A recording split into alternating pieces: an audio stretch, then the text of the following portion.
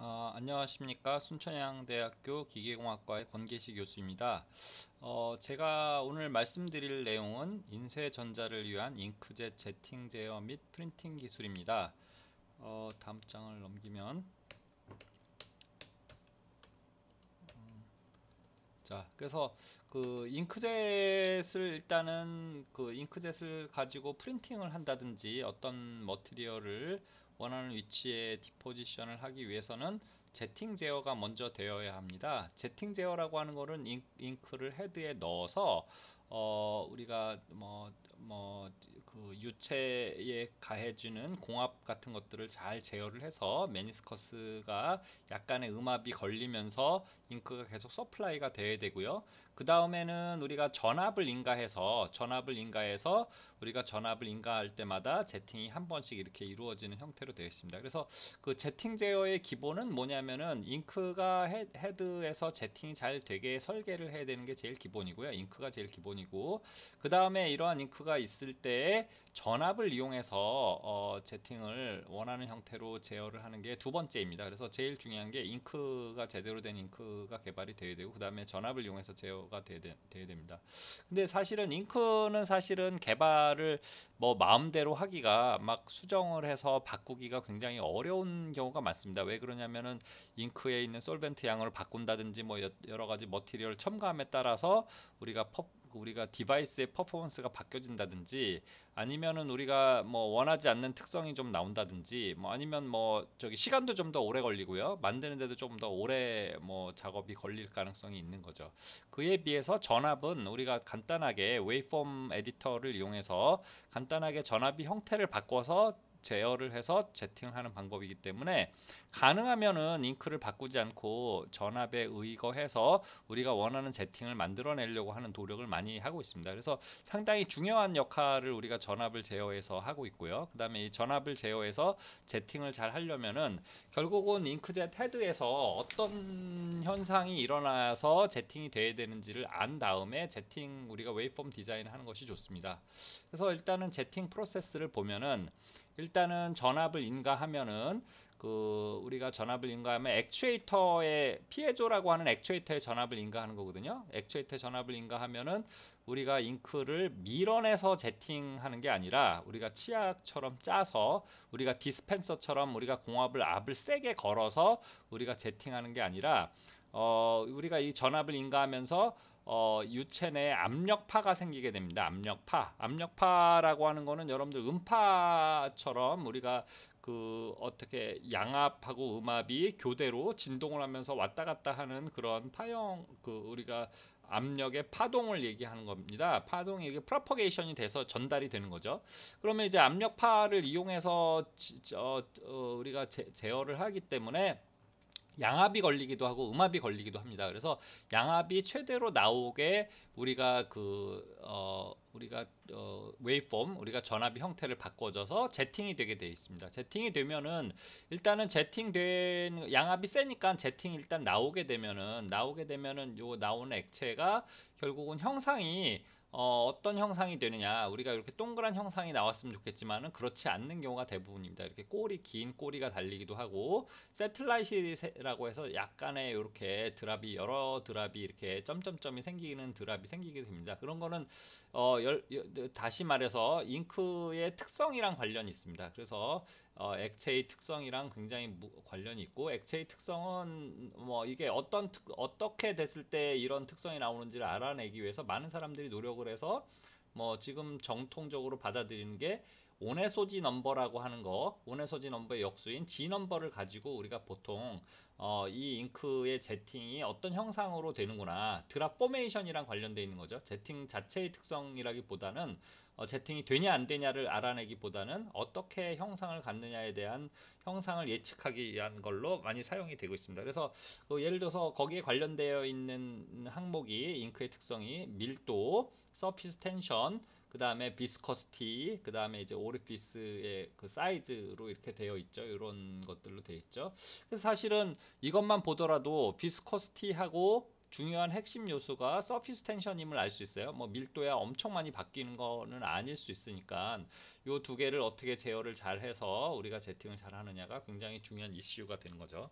그래서 일단은 제팅 메커니즘을 다음과 같이 한번 보면은, 일단 웨이폼이라고 하는 볼티지를 피에조라는 액추에이터에 인가를 하게 되면은 우리가 그 잉크의 특성에 의해서 프레셔 웨이브, 그리고 압력파가 프로퍼게이션이 전달이 되는 거죠. 전달이 되는데 그 전달이 유체의 스피드 오브 사운드하고 관련이 있어요. 그러니까 스피드 오브 사운드, 그러니까 왜냐하면 우리가 음파의 속도, 그러니까 전달의 속도, 그러니까 그 유체에서의 저기 그 스피드 오브 사운드랑 관련이 있어 전달이 돼서 맥시마이즈가 돼가지고 제팅이 되는데, 제팅이 되고 나서는 우리가 이 유체의 특성인 G 넘버라든지 드랍 포메이션에 관련되어 있는 넘버로 제팅이 되는 거죠. 근데 이제 헤드가 결국은 어떤 헤드에 따라서 어떤 잉크는 제팅이 되기도 하고 어떤 잉크는 공급이 되지도 않고 안 되기도 하고 뭐 이렇게 되기도 하죠. 노즐의 사이즈에 따라서도 다르고, 노즐의 사이즈에 따라서도 우리가 점성이라든지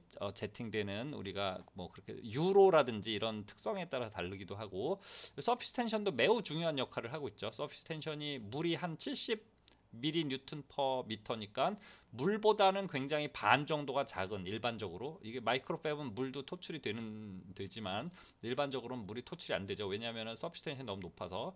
그래서 우리가 그렇게 되고, 점성도 우리가 그 어떤 일정한 범위 내에서의 점성만 우리가 제팅되는 거죠. 그 폭이 너무 작아서 우리가 제팅되는 옵티말 의 비스코시티나 서피스 텐션이 매우 작아서 우리가 이런 것들을 맞춰서 하는 것들이 굉장히 어려운 거죠. 그러니까 아무 솔벤트나 되지도 않아요. 근데 에틸렌 글리콜 같은 경우는 서피스 텐션이 너무 커서 잘 안 되고, IPA 같은 경우는 서피스 텐션이 너무 작아서 안 되는 경우도 있는 거죠. 제팅이 잘 안 돼요. 아무튼 어쨌든 간에 물은 당연히 제팅이 안 되죠.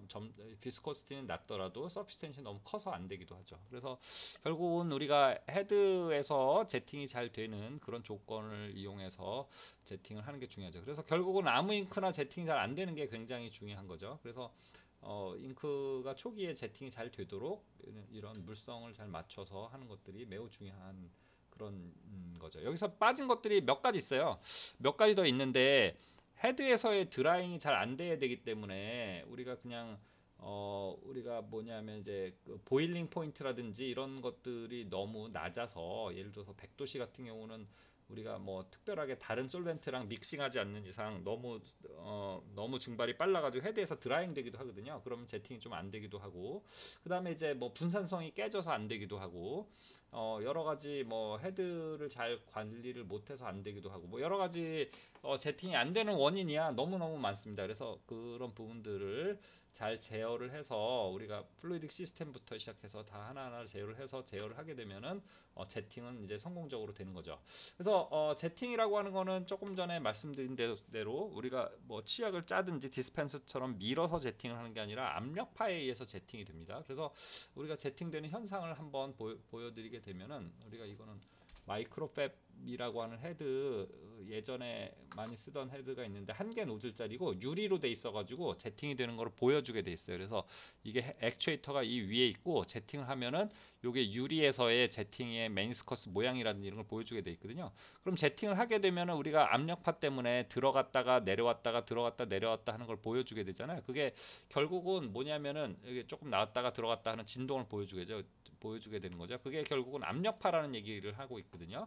압력파 때문에 결국은 이걸 좀 다시 한번 보여주면은 더 쉽게, 이거 보면은 제팅이 되고 나서 음이 됐다가 양이 됐다가 진동을 하죠. 이게 양이 됐다가 음이 됐다, 양이 됐다, 음이 됐다가 진동을 하는 거죠. 그건 뭘 얘기하는 거냐면은 결국은 잉크젯이 제팅이 우리가 쭉 밀어내는 게 아니라 메니스커스도 진동을 하고, 음이 압력파가 양이 압력파가 됐다가 양이 압력파가 음이 압력파가 됐다가 우리가 이런 진동을 한다는 걸 보여주는 거예요. 진동의 주기는 결과적으로는 헤드의 어떤 그 채널의 길이라든지 아니면 잉크의 스피드 오브 사운드라든지 아니면은 우리가 파형의 어떤 설계를 통해서 우리가 진동이라든지 이런 부분들을 제어도 할 수도 있고 맥시멈으로 키우게 할 수도 있고, 이런 특성을 갖는다는 게 중요한 특성입니다. 그래서 피에조라고 하는 액추에이터를 보면은 우리가 파형 가장 기본적인 파형을 이렇게 사다리꼴 파형이라고 하죠. 사다리꼴 파형을 입력을 하는데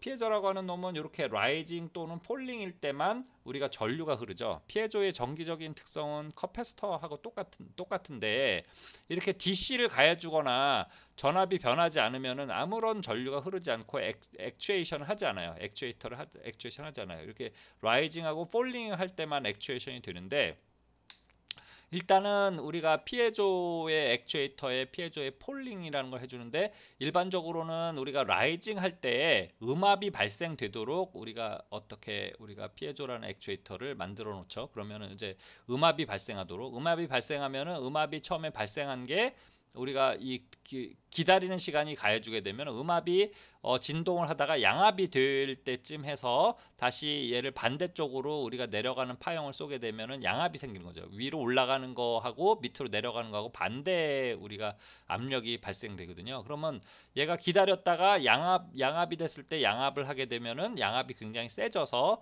토출을 하게 되는데 그거를 만약에 우리가 기다리는 시간을 드웰 타임이라고 하는데 휴지 시간이라고 하기도 하죠. 우리나라 말로는. 근데 기다리는 시간이 적절하지 않으면은 얘가 음압으로 되어 있는데 양압으로 다시 됐다가 음압으로 될 때에 다시 양압을 한다든지 그럼 음압하고 양압하고 우리가 캔슬이 되죠. 캔슬이 돼서 우리가 제팅이 안 나온다든지 아니면은 얘가 예를 들어서 위상을 잘 못 맞추게 되면은 결국은 이상하게 제팅이 될 가능성이 있는 거죠. 그래서 이런 경우들을 실험을 하기 위해서 제일 기본적인 게 학생한테 제일 파형 설계를 하는 제일 기본적인 게 이런 거를 가져오라고 그래요. 이건 지금 보면은 듀얼 타임이 마이크로 세컨드인데 이거는 우리가 좀 전압의 듀얼 타임이 긴 거는 마이크로팹 헤드이기 때문에 그런 거예요. 왜냐하면 이제 헤드에 따라서 우리가 전압의 듀얼 타임 오더라든지 라이징 타임이나 폴링 타임 길이가 다 달라져요. 그래서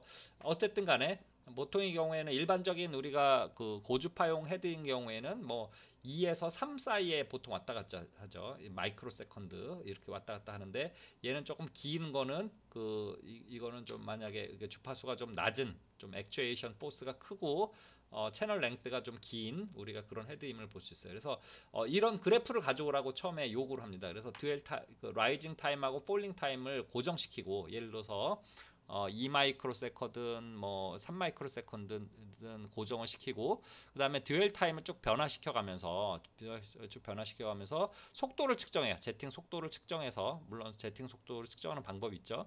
그래서 스트로브라는 걸 이용해서 측정하는데 계속 속도를 측정해서 속도가 빨라지고 다시 속도가 다시 느려지고 빨라지고 느려지고 하는 이런 그래프를 그려오라고 합니다. 그러면은 제일 속도가 빨라지는 지점이 전압은 똑같고 우리가 듀얼 타임만 바뀌었을 때 제일 빨라지는 지점이 우리가 하려고 하는 듀얼 타임을 딱 결정하는 거죠. 옵티멀 듀얼 타임을 결정하는 거. 그러니까 라이징 타임, 폴링 타임은 한 3 마이크로 세컨드로 주고 얘를 길게 쭉쭉 변화시켜서 제일 크게 되는 속도를 우리가 결정을 해서 듀얼 타임을 결정하고 나서 우리가 속도가 마음에 안 들잖아요. 3m 정도잖아요. 그러면 속도를 우리가 타겟이 6m 정도다. 그러면은 전압을 키웁니다. 전압의 크기를 키워서 나머지 파라미터는 그대로 두고 전압의 크기를 키워서 이 파형을 완성을 합니다. 이런 식으로 제팅을 제어하도록 돼 있죠. 제팅하는 방법은 우리가 일단은 우리가 제팅이 나와야지만 우리가 이런 옵티마이즈를 할 수 있어요. 제팅이 안 나오게 되면은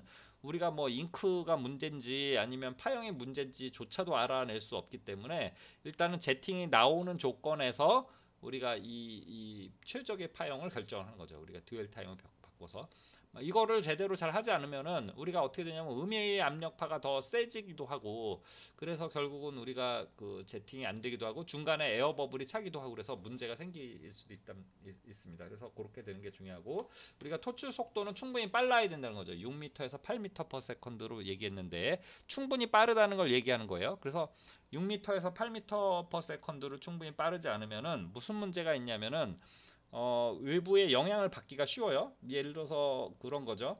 그래서 노즐이 개수가 굉장히 많을 때 속도가 굉장히 느리면은 우리가 액적의 카이네틱 에너지가 굉장히 작은 거예요. 운동 에너지가 굉장히 작으면 무슨 문제가 있냐면은 노즐에 약간의 굳는다든지 노즐에 이물질이 약간 낀다든지 아니면 무슨 문제가 있어서 예를 들어서 잉크의 유니포머티가 좀 깨졌다든지 할 때 잉크의 직진도가 떨어진다든지 잉크가 안 나온다든지 그럴 수가 있어요. 릴라이빌러티에 문제가 있기 때문에 속도를 충분히 빨라서 카이네틱 에너지를 충분히 빨라주는 게 좋다는 거죠. 근데 이게 속도를 충분히 빨라지면 무슨 문제가 있냐면은 새틀라이트하고 리가먼트가 굉장히 많아질 가능성이 되게 높아요. 왜냐하면 세지니까 길게 되는 꼬리가 길게 되거든요. 그 꼬리가 결국은 하나로 합쳐지지 않고 떨어질 가능성이 있어요. 그러면은 새틀라이트이 많으면 새틀라이트이 날리기도 하고 그런 문제가 있어서 결국은 동그란 드랍을 만드는 거를 좋다고 생각해 사람들이. 그래서 보면은 우리가 제팅을 제어할 때 동그란 드랍을 만드는 걸 좋아하는데 결국은 동그란 드랍을 만들려면 속도가 느려야지만 동그란 드랍이 생기거든요. 그러면은 결국은 제팅의 릴라이빌리티가 깨지게 되는 거죠. 그래서 결국은 양산을 하다가 중간에 이상한 우리가 원치 않은 그런 현상들이 발생하기 때문에 제팅 속도는 이렇게 충분히 빠른 게 중요하다. 이게 핵심이라는 거죠. 그래서 이렇게 충분히 빠르고 이런 파형을 이용해서 제팅을 설계하는 게 매우 중요하다. 그래서 강조할 거는 속도를 충분히 빠르는 게 중요하고 그 다음에 듀얼 타임을 조절해서 이런 그래프를 그리는 게 중요하다. 근데 이게 이런 어떤 경우에 보면 이런 그래프가 안 나오는 경우가 있어요. 속도가 빨라졌다 느려졌다가 안 나오는 경우가 있는데 그래도 속도가 빨라졌다가 느려졌다가 나머지는 측정이 안 돼도 그만이에요. 여기는 안 돼도 그만인데 이게 안 되는 경우는 무슨 뜻이냐면은 파형을 뒤집어서 넣거나 아니면 헤드가 뒤집혀서 우리가 저기 폴링이 돼서 전압을 바꿔서 넣어주는 경우에는 우리가 일정한 우리가 전압 듀얼 타임에 바꿨을 때 아무런 변화가 없다 그러면은 뭔가가 잘못됐고 그런 경우에는 우리가 주의해야 될 점이 뭐냐면은 제팅은 나오더라도 음압이 일단은 뭐 얘를 만약에 뒤집어서 음압을 우리가 가했다 양압을 가해줘야 되는데 음압을 가해줬다 예를 들어서 음압을 가해줘야 되는데 양압을 가해줬다 그러면 양 파저티브가 나오고 나서 그 다음에 네거티브가 나오는데 파저티브가 세게 나오면은 하나의 파저티브 가지고도 제팅이 되거든요. 근데 뭐냐면은 나중에 우리가 제팅이 되고 나서 이거에 내려가는 역할이 다시 음압인데 음압을 다시 얘가 음압이 세질 때 음압이 양압이 됐다가 제팅이 되고 나서 양압이 다시 음압이 될 때 음압을 다시 하게 되면은 어떻게 되냐면은 에어 버블이 왜냐하면 음압이 네거티브가 세지게 되면 공기가 그쪽으로 차서 들어가게 되거든요. 그래서 결국은 제팅하다가 갑자기 안 나오기도 하고 문제가 생길 가능성이 있죠. 그래서 파형을 제어를 할 때 굉장히 파형을 잘 제어를 하지 않으면은 중간에 가다가 괜히 잉크도 문제가 없고 아무 문제도 없는데 괜히 죽을 확률이 되게 큰 거죠. 제팅. 왜냐하면 메니스커스가 결국 진동을 하기 때문에 그런 거예요. 진동에 하기 때문에 죽을 가능성이 있어서 굉장히 조심해야 된다. 이렇게 알려두시면 되겠습니다. 그래서 우리가 그 웨이폼이나 프레셔 웨이브의 관계를 잘 알아야 된다. 그 관계를 통해서 우리가 그 파형을 설계한다. 이게 굉장히 중요한 거죠. 그래서 다시 한번 설명하면 우리가 이거는 스퀴즈 타입의 헤드인데 어쨌든 간에 비슷한 원리입니다. 그래서 제팅을 우리가 라이징 타임을 하면 음이압력파가 발생하는데 음이압력파가 이렇게 프로퍼게이션이 되고 음이압력파가 우리가 노즐로 해서 여기가 노즐이죠. 노즐로 해서 가다가 다시 돌아와서 다시 얘가 이쪽으로 갈 때는 우리가 바운더리 컨디션이 뭐 이렇게 닫힘이고 이건 열림이다 해가지고 우리가 뭐 이렇게 반대가 되고 얘는 열림이면 우리가 파저티브가 네거티브가 돼서 다시 왔을 때 우리가 다시 얘를 양으로 하게 되면은 양이 가고 여기서 또 양이 또 반이 가죠. 그래서 합쳐져서 2배 이상이 합쳐져서 우리가 제팅이 되더라 이렇게 되기도 하죠. 그래서 근데 이제 보면은 얘가 우리가 양압하고 음압이 프로퍼게이션이 되면서 그 진동이라고 하는 거는 계속 무한대로 진동을 하지 않고 댐핑이라는 게 있어요. 그래서 결국은 댐핑이 어디서부터 오냐면은 유체에 의해서도 오지만은 헤드를 어떻게 디자인에 따라서 댐핑이 많이 되기도 하거든요. 댐핑이 많이 되면 무슨 문제가 있냐면은 우리가 양이 압력파가 음리 압력파가 되면서 왔다 갔다 하면서 얘가 크기가 같아야 되는데 그 압력파의 크기가 프로퍼게이션 되면서 급격히 줄어들어요. 그래서 거의 줄어들어요. 거의 줄어들어서 거의 효과가 없는 경우가 있어요. 그런 경우는 우리가 이렇게 뚜렷하게 이렇게 듀얼 타임을 가하면서 우리가 이런 특성이 보이지 않는 경우도 있어요. 이런 특성이 보이지 않고 뭐 일정하게 되는 경우도 있어요. 그런 경우라면은 파형을 아무렇게나 해줘도 될 가능성이 높아요. 파형하고 관련 없이 제팅이 될 가능성이 있죠. 파형 왜 그러냐면 댐핑이 너무 크기 때문에. 그런 경우에는 효과적으로 우리가 제팅의 전압을 이용해서 제팅을 하는 게 아니기 때문에 그렇게 설계하지는 않죠 일반적으로. 그렇지만은 댐핑 일반적으로 크게 만들죠. 왜 댐핑 크게 만드냐면은 얘의 압력파가 제팅을 하고 나서 이게 계속 진동을 하면은 그 다음에 우리가 얘가 압력파가 살아 있을 때 또 다른 파형을 가하게 되면은 그게 서로 연동을 일으키거든요. 그러면은 얘가 더 세지기도 하고 약해지기도 하니까 우리가 어떻게 돼? 주파수에 따라서 어떤 때는 양이 많이 나오기도 하고 적게 나오기도 하고 주파수 특성에 대한 영향을 받게 될 수밖에 없어요. 그래서 우리가 댐핑을 어느 정도 줘야 될 수도 있고 안 줘야 될 수도 있고, 그러니까 헤드의 설계에 따라서 조금 달라지는 경향이 있는데, 어쨌든 간에 뭐 요즘에는 댐핑을 조금 주어서 이런 부분들을 좀 줄여서 우리가 제팅할 수 있도록 만들어 주는 경우가 있다. 그런 경우에는 파형을 이용해서 제팅 제어하기가 아주 힘들기 때문에 또 다른 문제가 있을 수 있다. 이렇게 알고 계시면 되겠습니다. 그래서 우리가 결국은 우리가 메니스커스를 우리가 잘 제어를 해서, 메니스커스라고 하는 거는 우리가 잉크젯에서는 제어를 해서 약간의 음압이 걸리도록 항상 제어를 하는 게 중요해요. 음압이 왜냐면 잉크가 무거우니까 잉크에 의해서 드리핑, 우리가 뭐냐면 우리가 이게 뚝뚝 떨어지잖아요. 그걸 방지하기 위해서 약간의 네거티브를 발생하는 게 좋은데, 제팅을 하면서 파저티브가 됐다가 다시 네거티브가 되는데, 이게 제대로 잘 안 되게 되면 뭐 웨팅도 생기죠. 파저티브가 뭐 잘 안 되거나 이러면 웨팅이 생기죠. 근데 이제 음압을 잘 걸게 되면은 음압 때문에 웨팅이 조금 덜 생기기도 하고, 그래서 요거를 제어를 잘 하는 게 중요한데, 그 제어가 결국은 뭐냐면은 또 하나 문제는 뭐냐면은 우리가 이 메니스커스를 이용해서 또 제팅에 이게 어떤 식으로 제팅을 뭐 되는 건지 예측할 수도 있어요. 그래서 이거를 레이저를 이용해서, 레이저 바이브로미터를 이용해서 예를 들어서 이게 진동이 어떻게 되는지 측정을 하거나, 아니면은 우리가 카메라를 조금 더 이미지 엑스퍼트에서 하는 방법인데, 카메라를 좀 요쪽 밑면을 보게 해가지고 얘가 볼록볼록이가 나오는 거를 스트로브를 이용해서 우리가 보게 한다든지, 그렇게 해서 진동을 측정하게 되면은 우리가 이거가 지금 어떤 식으로 메인스커스가 움직이는지 알면 이걸 이용해서 파형을 우리가 예측을 한다든지, 아니면 제팅 페일리어가 어떻게 됐는지를 좀 예측을 할 가능성도 있는 거죠. 그래서 예전에는 저도 그런 연구들을 많이 했습니다. 그래서 메인스커스를 측정해서 우리가 전압의 파형과 메니스커스의 움직임을 이용해서 어떻게 하면은 이걸 효과적으로 제팅 제어를 할 수 있는지, 이런 부분들에 대해서 아주 예전에는 연구를 많이 했었죠. 지금은 뭐 이런 연구는 하지 않는데, 처음에는 제팅을 어떻게 할 건지에 대해서 고민을 많이 했었던 적이 있었어요. 그래서 예를 들어서 한번 보여드릴까요? 이거를 곰플레이어로 열기, 곰플레이어로 열기가 있나? 연결 프로그램 한번 볼게요. 그래서 코덱이 없어서 안 됐던 거죠. 우리가 이렇게 보면은, 우리가 제팅을 우리가 이렇게 보면은 지금 메인스커스에 따라서 우리가 지금 보면은 전압을 가해줬을 때 우리가 타임을 우리가 가해주게 되면은, 이거 지금 뭐 여기서부터 이 첫 번부터 봐야 되는데, 아주 예전에 짰던 소프트웨어죠. 그래서 우리가 스트로브를 본 거예요. 스트로브로 메인스커스의 모양을 본 거예요. 그럼 마이크로 세컨드 단위로 우리가 이런 전압을 가해줬을 때 지금 요렇게 돼 있을 때 메인스커스 음압이 되고, 다시 얘가 제팅이 됐을 때 조금 시간이 지났을 때 양압이 돼서 제팅이 되는구나. 근데 얘는 전압을 조금 약간 크기를 적게 준 거예요. 크게 주면 안 되니까. 그랬을 경우에는 제팅이 드랍이 나오다가 다시 음압이 되면 들어가잖아요. 음압이 되면 들어가고, 다시 얘가 나와서 양압이 다시 되고, 다시 음압이 되고, 이런 주기라든지 이런 부분들을 측정해서 우리가 요거 진동이라든지 이런 부분들을 본 적이 있었죠. 그래서 이런 부분들도 우리가 좋은 정보가 돼서 우리가 파형 설계라든지 제팅 모니터링을 할 때 도움이 되는 거죠.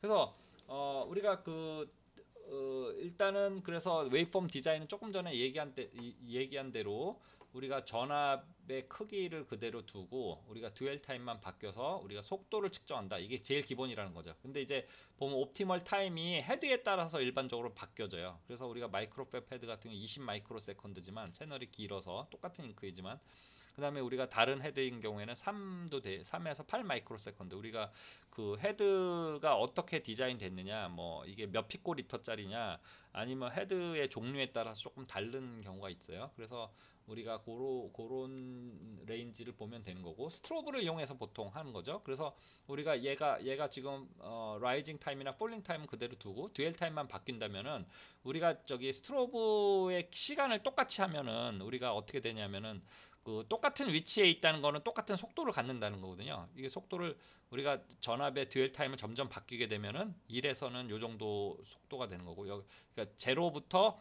똑같은 스트로브일 때 요만큼 가는 거고, 그때 제로일 때 요만큼 속도 시간일 때 요만큼 간 거죠. 더 많이 간 거죠. 속도가 더 빠른 거죠.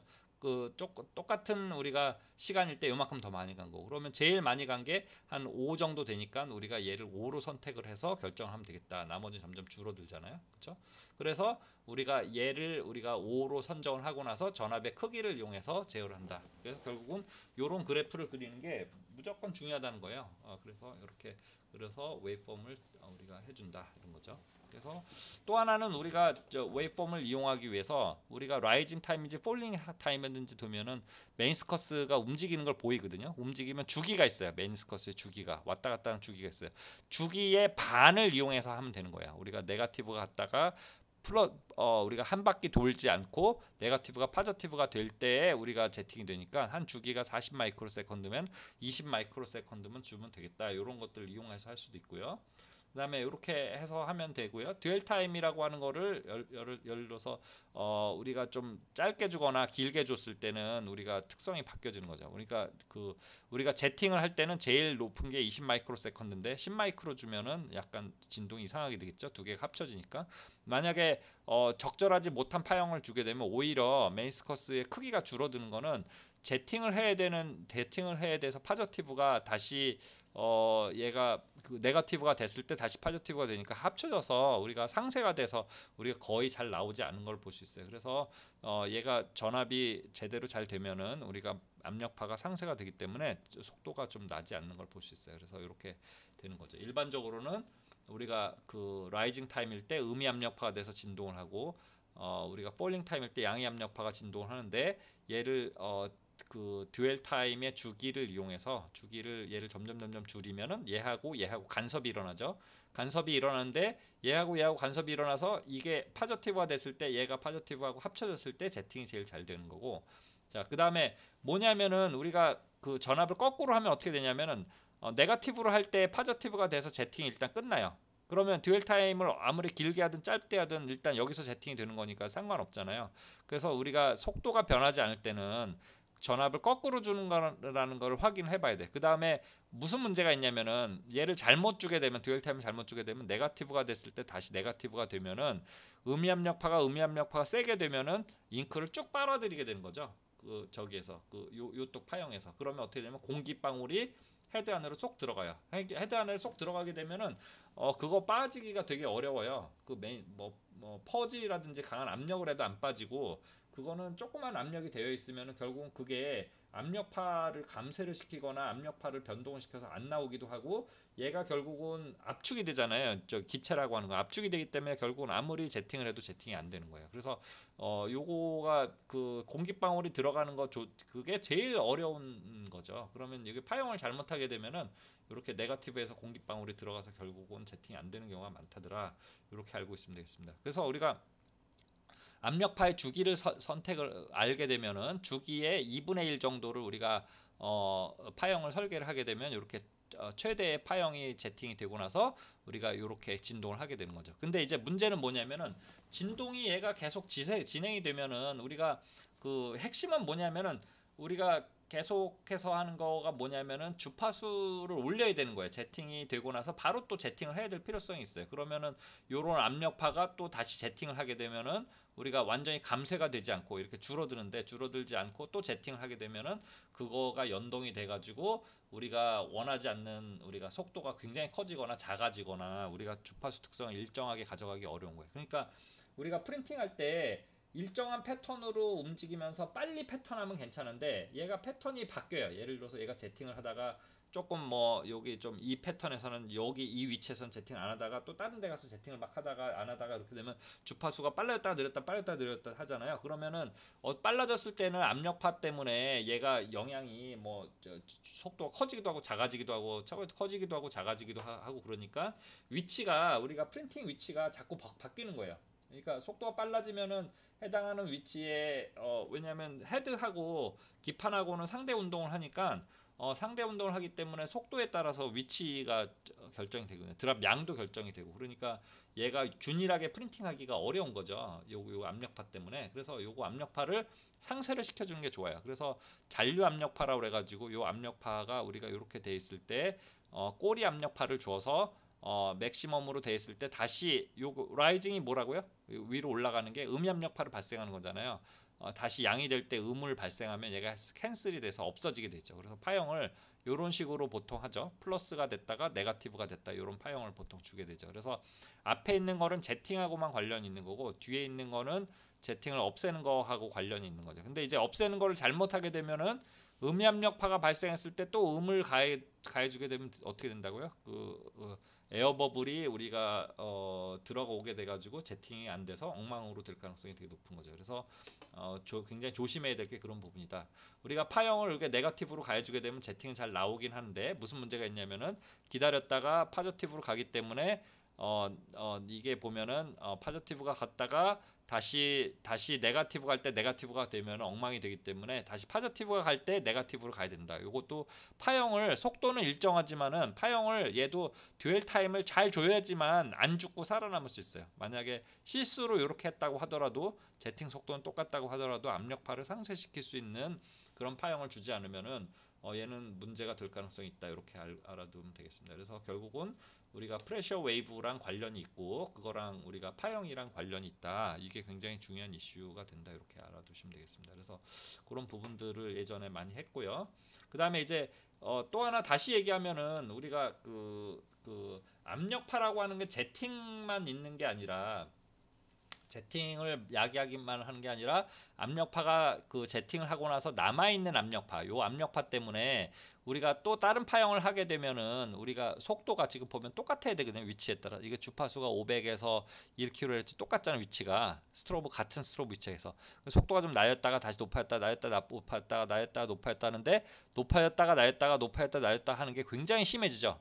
굉장히 높아졌다가 낮아졌다가 요게 드랍이 계속 점점점점점점 있는 거는 뭐냐면은 속도가 굉장히 낮은 거예요. 그러면 어떻게 되냐면 그 전에 있는 드랍이 보이는 거예요. 그 새틀라이트이 아니라 그 전에 있는 드랍이 보이는 거예요. 이렇게 되는 거는 속도가 굉장히 낮다는 걸 보여줘요. 그 다음에 속도가 높으면 어떻게 돼요? 리가먼트가 길어지면은 다음 제팅이 나오는 때까지 리가먼트가 안 끊어지고 다시 붙어서 나오기도 하고 리가먼트가 드랍이 3개, 4개가 붙기도 하죠. 왜냐하면 속도가 너무 빨라지면 그렇죠. 그래서 이렇게 속도가 낮았다 떨어졌다 낮았다 떨어졌다 하는 거는 이런 압력파 때문에 우리가 상쇄가 되지 않고 있기 때문에 똑같은 위치에서 똑같게 되지 않고 속도의 차이가 어마어마하다는 거예요. 그래서 속도의 차이를 구하면 어떻게 되냐면은 자 이게 속도의 그 노멀라이즈 된 이 속도 1로 맞춘 속도를 얘기하는 거죠. 제팅 스피드를 얘기하는 거죠. 그러면 속도가 1일 때 있다가 우리가 뭐 7km일 때는 1.6이 됐다가 뭐 10몇 킬로일 때는 뭐 1.6이 됐다가 이렇게 올라갔다 내렸다 하죠. 그렇죠?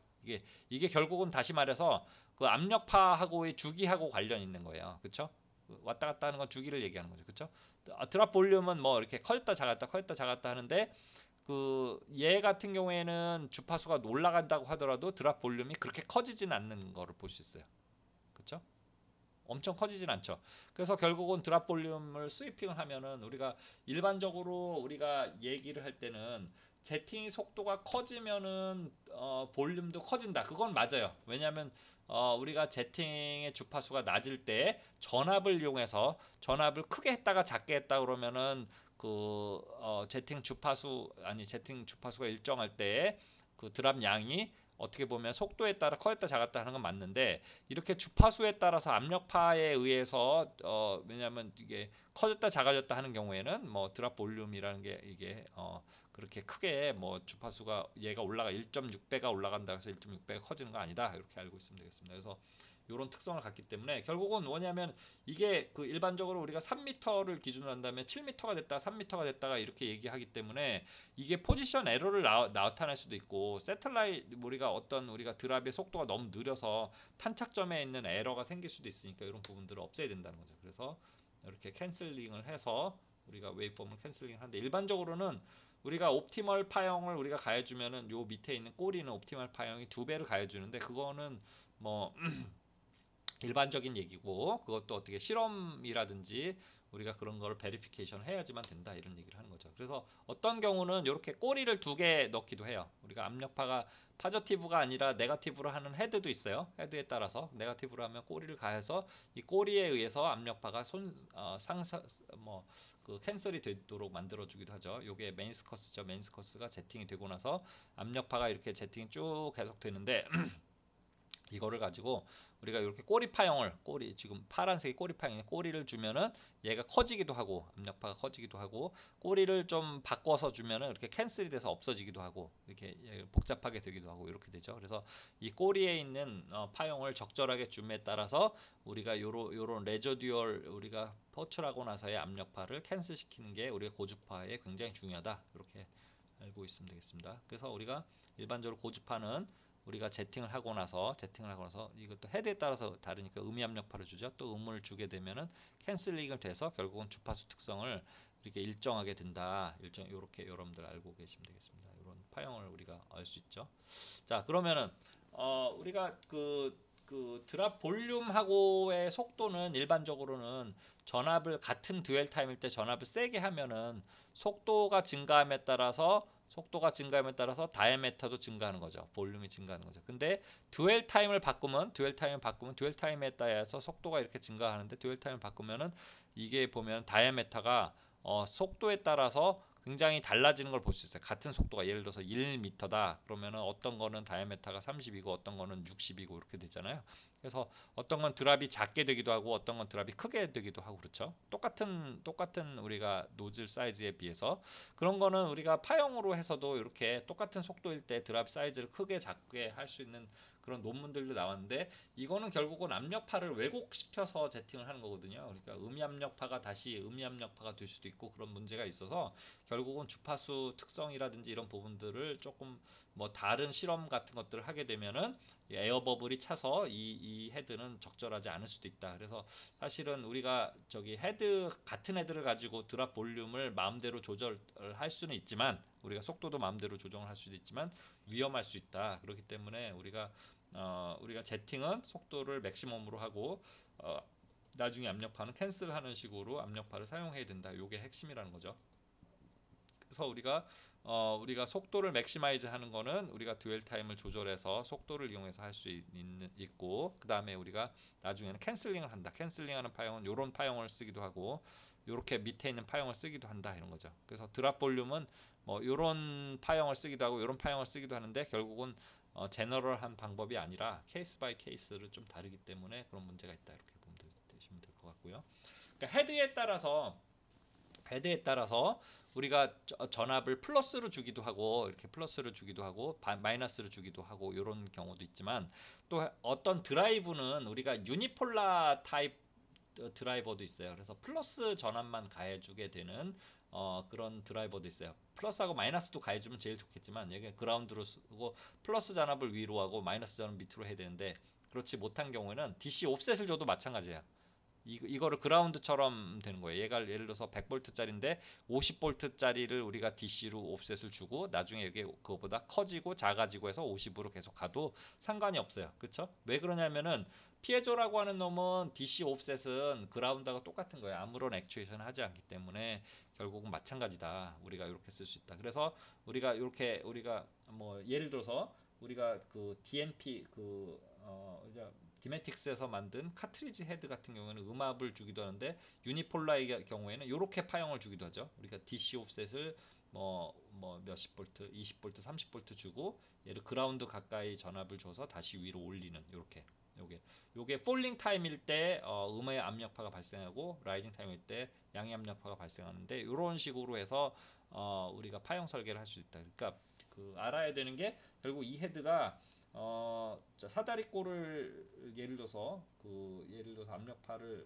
파형을 가해주는데 양의 사다리꼴을 갈 거냐 음의 사다리꼴을 가느냐 헤드가 어떤 헤드냐 그리고 얘가 유니폴라냐 바이폴라냐 예를 들어서 유니폴라 같은 경우에는 이렇게 바이폴라 같은 그라운드로부터 시작해서 플러스든 마이너스든 하는데 유니폴라의 경우에는 이렇게 옵셋을 줘서 우리가 세팅을 하기도 한다. 그래서 이런 부분들을 여러분들이 알아두셔야 될 것 같습니다. 그래서 헤드 우리가 이렇게 제어는 이 정도로 마치고, 그 다음에 중요한 게 제팅을 제어해서 제팅이 일단 되면 우리가 원하는 토출 속도를 얻을 수 있어요. 원하는 토출 속도를 있어요. 토출 속도가 매우 중요하다 그랬어요. 토출 속도가 얻어지면은 이제 봐야 되는 게 드랍 포메이션을 봐야 돼요. 드랍 포메이션을 봐야 되는데, 드랍 포메이션은 결국은 어떤 일정한 그 속도일 때는 드랍 포메이션은 잉크의 특성이랑 관련이 많다는 거예요. 잉크의 특성이랑 관련이 많기 때문에 드랍 포메이션을 봐야 되는데, 드랍 포메이션을 보는 제일 좋은 방법은 우리가 그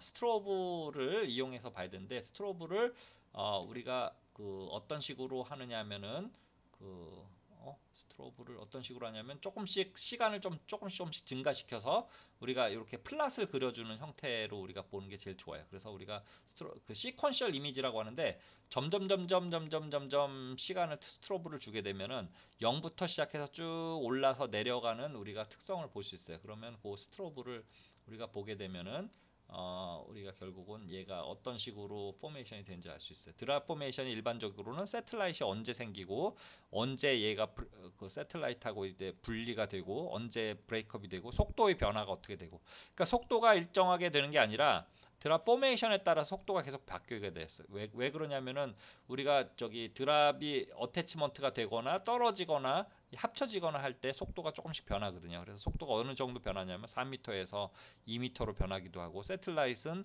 우리가 떨어지기 순간에는 0이었다가 떨어지고 나서는 속도가 뭐 빨라지기도 하고 다시 뭐 합쳐지기도 하고 이런 식으로 바뀌게 돼 있죠. 그래서 그렇게 됐죠. 그래서 드랍 포메이션이 어떤 식으로 되느냐, 이런 식으로 해서 언제 세틀라이트이 되고 세틀라이트이 어떻게 바뀌느냐, 이거 같은 경우에는 결국 잉크의 특성이랑 관련이 있는 거죠. 그래서 잉크의 특성이랑 또 관련이 있지만은 더 엄청나게 관련이 더 있는 거는 제팅 속도예요. 제팅 전압의 크기를 바꿔주면 속도가 바뀌잖아요. 예를 들어서 전압을 30V를 우리가 가해주면 우리가 동그란 드랍이 얻어져요. 근데 속도는 매우 낮겠죠. 속도가 매우 낮아지면 양이 적기 때문에 동그란 드랍 하나만 얻어져요. 근데 속도 점점 올리면은 우리가 이런 꼬리가 생기잖아요. 왜냐면 그 토출하는 힘이 세지기 때문에 꼬리까지 우리가 더 세게 하기 때문에 잉크가 이렇게 꼬리까지 잡아서 물고 늘어지는 거죠.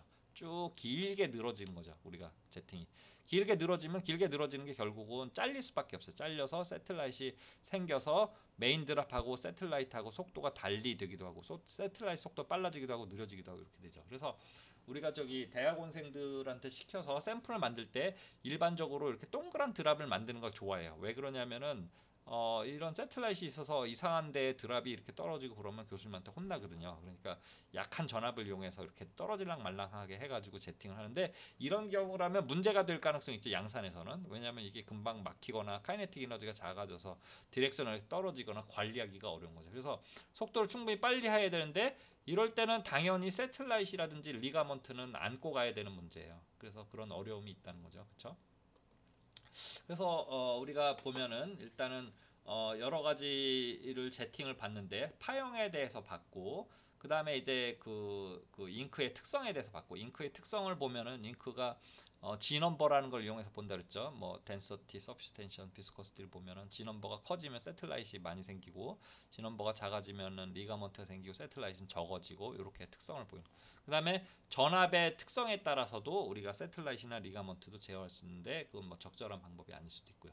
근데 이제 그 요즘 들어서는 서피스 텐션하고 비스커시티만 가지고 얘를 설명하는 거는 뭐 아니라고 보여지는 거죠. 처음에 이거를 잉크의 제팅 드라이브 포메이션이 어떻게 됐을까에 대한 고민을 처음에 했을 때는 뭐 아주 다양한 잉크를 가지고 테스트한 건 아니기 때문에. 그런데 요즘에는 폴리머라든지 이런 거를 섞은 잉크가 많다 보니까, 폴리머가 생기면은 일단은 예를 들어서 제팅이라든지 이런 부분들도 길다랗게 되는 요런 길다랗게, 폴리머 때문에 이게 떨어지지 않고 계속 매달려 있기도 하거든요. 그래서 뭐 얘가 결국은 매달려 있다가 다시 들어가기도 해요. 이 탄성 때문에 고무줄처럼 들어갔다가 다시 들어가기도 해요. 그래서 결국은 얘가 제팅이 안 되기도 하고, 제팅이 속도가 계속 바뀌기도 하고, 그래서 결국은 우리가 드랍 포메이션이 결국은 예전에 알고 있던 것만 있는 게 아니라 우리가 다른 영향들도 굉장히 많이 있다. 그러니까 우리가 뭐 그런 부분들을 봐야 되는 거고, 논문에 나와 있던 어떤 걸로만 우리가 뭐 어떻게 드랍 포메이션을 설명하거나 그러려고 노력을 하는 것보다는 어떤 뭐 다양한 현상에 대해서 오픈 마인드를 가지고 우리가 봐야 된다, 이런 부분을 강조하고 싶습니다. 그래서 우리가 또 하나는 드랍 메저먼트가 있는데, 우리가 스트로브를 보게 되면은 가시화를 통해서 우리가 스트로브를 보게 되면 두 가지를 측정하는데, 속도하고 볼륨을 측정하는데, 그 실제로 제팅의 드랍 볼륨이 우리가 굉장히 중요한 거예요. 드랍 볼륨을 이용해서 우리가 적정한 양을 우리가 측정을 하고 그걸 가지고 우리가 디파지션 해야 되는 게 중요한데, 일단은 우리는 볼륨을 제대로 측정하기가 어려워요. 왜 어렵냐면은 비전으로 어려운 이유는 당연히 그렇겠죠. 우리가 예를 들어서 일반적으로는 우리가 바이너리 우리가 그레이 이미지를, 흑백 이미지를 바이너리 이미지를 바꿀 때 스레시홀드를 주는데, 스레시홀드 값에 따라서 크기가 달라지기도 하고, 그 다음에 우리가 빛을 이용해서 우리가 조명을 하는데 조명이 밝기에 의해서 크기가 또 바뀌기도 하고, 그 다음에 카메라 레졸루션에 따라서 바뀌기도 하고, 포커스를 어떻게 주냐에 따라서 바뀌기도 하고, 여러 가지 원인에 대해서 다 바뀌는 거예요. 그러니까 빛이 또 이렇게 돼서 직진으로만 가는 게 아니라 조금 산란이 되잖아. 그럼 또 바뀌기도 하고, 뭐 여러 가지 바뀔 이유에 대해서는 무궁무진한 거예요. 그래서 얘를 가지고 결국은 드랍을 볼륨을 가지고 얼마 측정하는 거는 굉장히 릴라이빌리티가 안 좋다는 거죠. 요즘에 크게 확대를 해서 뭐 릴라이빌리티를 뭐 1% 이내로 뭐 드랍 볼륨을 했다고 정밀하게 얘기를 했다는데, 그것도 믿을 수 없는 거죠. 그래서 저울 같은 거를 측정하려고 노력을 했는데, 저울도 믿기가 어려운 게 뭐냐면은, 드랍 하나의 매스가 20 나노그램 뭐 이 정도밖에 안 되는데, 뭐 밸런스는 뭐 0.01 미리그램 정도 되죠. 그다음에 이렇게 아주 작은 거는 바람에 날려도 얘가 요 정도, 이거보다 더 크게 바뀌고, 또 하나는 얘가 뭐냐면 얘가 안정화되는 데까지 시간도 걸리고, 얘를 어떻게 믿냐 이거죠. 그리고 또 하나는 뭐냐면은, 한 드랍을 우리가 측정하는 불가능하고, 그래서 여러 드랍을 하거나 컨티뉴어스 계속 제팅을 하면서 측정을 하는 방법이나 이런 방법들이 사용이 되는데, 또 하나 문제점은 뭐냐면은, 우리가 이렇게 계속 여러 드랍을 계속 측정하면은 우리가 기울기가 측정이 되겠죠. 커브 피팅을 해가지고 우리가 커브 피팅을 한 거를 주파수로 나누게 되면 한 드랍의 매스를 쉽게 구하는데, 또 하나 문제는 뭐냐면 증발을 하게 돼 있어요. 증발을. 얘가 보면은 우리가 지금 보면 증발을 하는데, 우리가 제팅의 드랍이 이게 80 피코리터 정도 되는 건데, 하나의 드랍을 우리가 떨어뜨리면은 드랍이, 왜냐하면 작아지면 작아질수록 우리가 최적에 비해서 표면적이 커지게 되거든요. 그러면 증발이 굉장히 빠른 거예요. 우리가 이게 물 정도 되는 건데, 물이거든요. 물인데 우리가 액체 잉크젯 드랍을 했을 때 증발이 어느 정도 되는지를 보여주는 거예요. 얘가 순식간에 증발하잖아. 1초도 안 돼서 증발하잖아. 그럼 제팅을 한동안 하는 동안에 엄청난 양이 증발을 한 거예요. 그러면 우리가 매스를 하는 거가 어떻게 되느냐, 문제가 있는 거죠. 아무리 보일링 포인트가 높은 것도 드랍이 작아지면 작아질수록 증발이 빨리 되는 거예요. 그래서 노즐 표면에서도 증발이 빨리 되는 게 뭐냐면은, 노즐에서의 액적이 굉장히 작잖아요. 어디에 묻어 있잖아, 작은 게. 그럼 세틀라이트 돼가지고 묻어 있거나 그러면 그게 증발이 순식간에 되는 거죠. 이거보다 더 빨리 될 수도 있는 거죠. 작아지면 작아질수록. 그러니까 결과적으로는 이거를 매스를 할 때도 증발을 고려를 해야 된다는 거죠. 증발을 고려를 해서 우리가 제팅을 할 때도 이 순간에 제팅을 할 때의 증발을 어떻게 고려를 해서 캘리브레이션을 하지 않으면 안 된다. 그래서 사실은 얘를 한 노즐에 대한 것도 어렵고, 여러 노즐을 동시에 해도 사실은 어려워서 매스를 하는 거 굉장히 어렵죠. 그다음에 이제 비전을 가지고 하는 경우도, 이제 세틀라이트라든지 리가먼트가 있는 경우에는 얘를 가지고 또 우리가 뭐 이런 사다리꼴을 이용해서 우리가 하나하나 매스를 이용해서 서메이션을 해야 되는데, 그때도 또 트레시홀드가 다 들어가니까 또 에러가 또 뭐 문제가 될 수도 있죠. 그래서 두 개를 뭐 캘리브레이션 한 방법이나 이런 방법들이 있는데, 아직까지는 매스에 대해서 정밀하게 뭐를 측정하겠다라고 이렇게 얘기하는 거는 조금 무리수지 않겠느냐. 뭐 주장은 할 수 있겠죠. 내가 뭐 0.1%로 네, 하겠다, 이렇게 했다, 이렇게 뭐 저울로 해서 내가 뭐 이거는 뭐 0.01%로 했다, 이렇게 얘기는 할 수 있어도, 상대적인 비교는 할 수 있겠죠. 똑같은 조건을 가지고 뭐 이렇게 했을 때보다 이렇게 했던 게 조금 크다 작다는 할 수 있어도, 정밀하게 뭐 내가 한 매스 그램 나노그램이다 이렇게 얘기하기는 조금 어렵다, 이렇게 알고 있으면 되겠습니다. 버스트 드랍 문제가 제일 큰 문제죠. 제팅하면서. 왜 문제가 되냐면은 우리가 조금 전에 얘기했듯이 액적의 드랍이 작아지면 증발을 금방 하잖아요. 그럼 노즐에 증발하게 되면 증발 때문에 한 드랍이, 왜냐하면 비스코시티가 높아질 수도 있고 잘 안 나갈 수도 있고, 그러면 우리가 첫 번째 드랍은 항상 문제가 생겨요. 또 하나는 우리가 처음에 드랍을 하면은 제팅 안 하다가 첫 드랍이잖아요. 그러면 압력파가 기존에 없었다가 새로 생기는 거잖아요. 그거는 두 번째부터는 얘의 압력파가 감소가 되기 전에 또 압력파가 되기 때문에 이거는 두 번째는 연동이 되는 거예요. 그러니까 첫 번째 속도랑 두 번째 속도랑은 다 다른 거예요. 그렇죠? 그래서 결국은 뭐냐면은 첫 번째 드랍에 생기는 문제는 자, 노즐에 서브 펄스를 주게 되면은 뭐 예를 들어서 그거 약간의 효과를 가져올 수 있죠. 왜냐면 압력파를 똑같이 흉내낼 수 있죠. 제팅하는 거와 똑같이 흉내를 내서 우리가 제팅하기 때문에 좀 효과를 가져올 수도 있고, 드라잉이 만약에 제대로 잘 안 되게 흔들면은 조금 드라잉이 좀 덜 될 수도 있잖아요. 굳어서 딱딱하게 되는 걸 좀 방지할 수 있는데, 뭐 얘를 얼마 정도 효과가 있을지 모르겠지만 약간의 효과는 가져올 수 있는 거죠. 근데 고주파 토출인 경우에 두 가지가 있는 거죠. 드라잉 되는 거랑 왜냐하면 두 번째 드랍부터 압력파가 서로 합쳐져서 되기 때문에 그런 문제가 있는 거죠. 그래서 첫 번째 드랍 문제를 어떻게든지 해결을 해야 되는 거가 있는데 아직 해결하기 좀 어렵다, 이런 거가 있는 거죠. 프린팅 정밀도에도 당연히 영향을 미치겠죠. 첫 번째 드랍이라든지 이런 게. 자, 프린팅 정밀도가 굉장히 중요한 이슈인데 두 가지 이슈가 있는 것 같아요. 그 프린팅 속도 때문에 생기는 정밀도인지 아니면 프린팅 속도하고 무관한 정밀도인지가 굉장히 중요할 것 같아요. 왜 그러냐면은 예전과 달리 그 대부분의 90% 이상의 문제가 프린팅 속도가 빨라져서, 그러니까 제팅 주파수가 빨라져서 생기는 문제예요. 왜냐하면 그거는 사실은 그 더 문제가 큰 거죠. 왜냐하면 기계적 정밀도라든지 아니면은 우리가 속도에 무관한 조립 정밀도, 스테이지 정밀도, 온도 평창에 대한 뭐 열 평창 이런 것들은 사실은 뭐 우리가 우리가 캔슬레이션도 하고 우리가 미리 이런 정보를 가지고 어떻게 보면은 우리가 해결을 하려고 노력을 할 수 있는 거예요. 그러니까 조립 정밀도를 향상시킨다든지 아니면 우리가 데이터베이스를 이용해서 미리 어떤 데이터를 보내서 캔슬레이션 시켜줘. 근데 프린팅 속도가 빨라서 생기는 문제는 좀 약간 골치 아픈 문제예요. 왜 그러냐면 주파수 특성에 따라 달라져. 토출 주파수가 똑같은 패턴만 찍는 게 아니라 우리가 어떤 픽셀에 넣고 뱅크가 있으면은 우리가 PDL이나 우리가 블랙 매트릭스가 있으면 거기는 조금 띄었다가 다시 프린팅을 했다가 또 띄었다가 프린팅했다. 그러면 토출 주파수가 빨라졌다가 느렸다 하는 거잖아요. 그러면 얘가 결국은 우리가 그 주파수 특성에 따라서 첫 드랍도 주파수 특성이 달라지기도 하고, 그 다음에 어떻게 보면 노즐 간의 속도의 차이가 있을 수도 있어요. 노즐 간의 차이가 클 수도 있고 작을 수도 있고, 그러면 어떤 노즐은 속도가 느리고 어떤 노즐은 속도가 빠르고 이러면은 결국은 어떤 노즐은 정밀도가 더 정밀하고 어떤 노즐은 정밀도가 좀 딴 위치에 가 있고 위치가 달라지기도 하고, 그러니까 프린팅 속도가 달라지기 때문에 하는 얘기예요. 그래서 정지했을 때 프린팅을 한다, 우리 움직이지 않았을 때 프린팅한다, 그럼 노즐 간의 속도 차이에 대한 정밀도는 없는 거예요. 왜냐하면 왜냐하면 프린팅 속도는 결국은 헤드랑 그 서브스트레이트의 상대 속도를 얘기하는 거니까 결국은 그런 문제가 있는 거죠. 에어플로우가 문제가 있죠. 속도가 빨라지면 우리가 에어플로우의 문제가 있죠. 세틀라이트에 대한 탄착 오차가 더 커지죠. 그래서 여러 가지 문제가 더 많은 거예요. 그래서 우리가 이런 문제가 있으면은 어떤 문제가 있냐면은 우리가 원하는 위치가 이 위치에 토출해야 되는데 이쪽으로 옆으로 가는 거죠.